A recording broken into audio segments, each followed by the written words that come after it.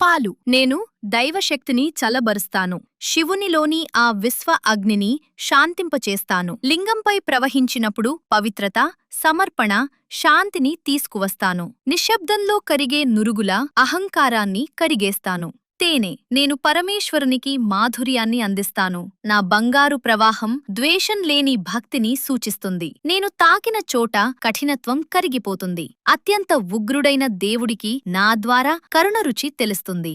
గంగాజలం. నేను స్వర్గం నుండి భూమికి ప్రవహించాను. లోకాన్ని తాకే ముందు శివుని జటాలలో విశ్రాంతి తీసుకున్నాను. లింగాన్ని అభిషేకం చేసినప్పుడు జన్మ జన్మల కర్మలను శుద్ధి చేస్తాను. నేను ద్రవరూపంలోని పవిత్రతని. బిల్వదళాలు. 3 దళాలు. శివుని 3 నేత్రాలు. సృష్టి, స్థితి, లయం అని సమతౌల్యాన్ని సూచిస్తాను. సాధారణం, ఆకుపచ్చ, పవిత్రం.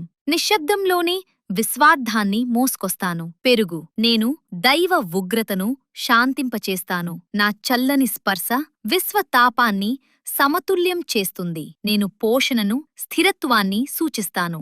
నా ద్వారా భక్తి స్థిరంగా, ప్రశాంతంగా మారుతుంది.